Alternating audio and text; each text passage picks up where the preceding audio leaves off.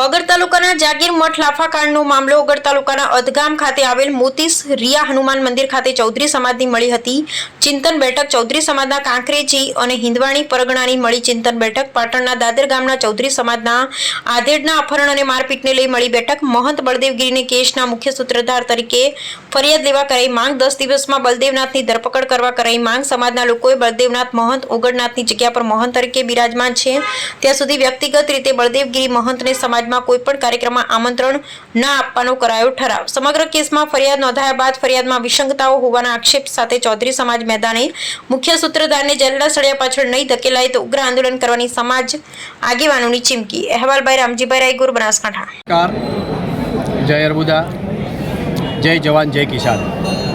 આજે અહીંયા હદગામ ખાતે હનુમાન દાદાની પવિત્ર ભૂમિમાં આજે ચૌધરી સમાજ, કાંકરેજી પરગણો અને હિંદવાણી પરગણાના સૌ આગેવાનો આજે ચિંતન મિટિંગ માટે અહીંયા એકઠા થયા હતા। આજે સમાજે બહુ સરસ ચિંતન પણ કર્યું છે। સમાજની અંદર જે કુરિવાજો દૂર થાય, વ્યસન મુક્ત બને, દીકરા દીકરીઓને પૂરું શિક્ષણ મળે, કન્યાઓ પણ આગળ આવે એ માટેનું પણ આજે અમે ચિંતન કર્યું છે। ખાસ કરીને ચૌધરી સમાજની પાઘડીનું જ્યારે અપમાન થયું હોય તો એ વિષયને લઈને આજે ખૂબ અહીંયા ચિંતન થયું છે। જે હમણાં તાજેતરની ઘટના આપણે બધાને ખબર છે, અમારા વઢિયાર પંથકના આગેવાન અજમલભાઈ ઉપર જે હિચકારો હુમલો, જે અપહરણ કરાવ્યું, અપહરણકર્તાઓ લઈ જઈને એવી જગ્યાએ કે જે દરેક હજારો કરોડો લોકોની શ્રદ્ધા જોડાયેલી છે, અમારું આસ્થાનું કેન્દ્ર છે, હજારો લોકોનું કરોડોનું આસ્થાનું કેન્દ્ર છે, એવા મઠની અંદર લઈ જઈને અપહરણકર્તાઓ માર મારે, જેમણે અપહરણ કરાવ્યું એ ખુદ માર મારે, લૂંટ કરે અને અપમાનિત કરી અને એમને ઢોર માર મારવામાં આવે, જાનથી મારી નાખવાની ધમકી આપવામાં આવે, પોલીસ સ્ટેશને આજીજી કરવામાં છતાં પણ એમની ફરિયાદ લેવામાં ના આવે, ત્યારે શાંતિપ્રિય સમાજ 5 દિવસ પછી એમને ફરિયાદ દાખલ કરે છે। એના અનુસંધાને હજી પણ સુધી અમને ન્યાય નથી મળ્યો। પોલીસે કર્યું, પોલીસે એસપી સાહેબને અમે આવેદનપત્ર આપીને રજૂઆત કરી। આ તબક્કે એસપી સાહેબનો એક આભારી માનું છું કે જે ગુનેગારો 3 અટકાયત કરી એમને છોડી મૂકી, ફરી એમના ઉપર પાછા કરીને એમને જેલને પાછળ ધકેલ્યા, તે બદલ એમનો ખૂબ ખૂબ આભાર। પરંતુ સાચા અપહરણ કરાવનારનું હજી સુધી જે મૂળ અમારી જે ફરિયાદ છે, કારણ કે ફરિયાદ જે પોલીસે નોંધી છે એ વિસંગતાવાળી છે। અમારા અજમલ કાકાએ જે ફરિયાદીએ જે ફરિયાદ લિખિતમાં આપી છે એ પ્રમાણેની ફરિયાદ છે જ નહીં, આખી ફરિયાદ અલગ છે। કારણ કે એમનું અપહરણકર્તાએ અપહરણ કરાવનારે અપહરણ કરાવ્યું, એ અપહરણકર્તાઓને અપહરણ કરાવનારાઓ સાથે મળીને ઢોર માર માર્યો, લૂંટ કરી, ધમકી આપી, તો એ તો ફરિયાદમાં છે નહીં।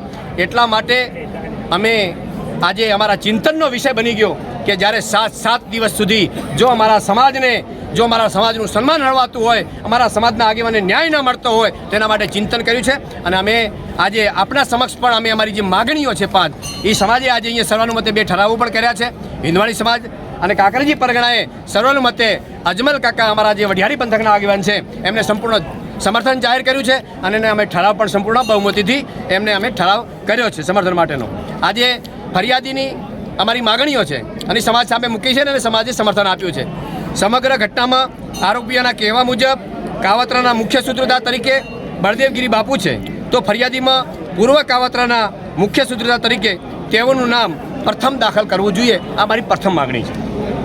બીજી માગણી છે આશરે 15,000 જેટલા રૂપિયાની માતબર રકમ ખિસ્સામાંથી પડાવી લૂંટ આચરેલી, જેને મૂળ સ્વરૂપે દાખલ કરવામાં આવેલ નથી। ત્રીજી અમારી માંગ છે જગ્યાના મહંત બળદેવગીરી બાપુએ બંદૂક બતાવી જાનથી મારી નાખવાની ધમકી આપેલી, જે ફરિયાદમાં દર્શાવેલી નથી, અને બળદેવનાથગીરી બાપુને અમને બંદૂક બતાવીને જાનથી મારી નાખવાની ધમકીઓનો ઉલ્લેખ ફરિયાદમાં નામ દાખલ કરી ઘટતી કાર્યવાહી કરવા અમારા સમાજની માગણી છે।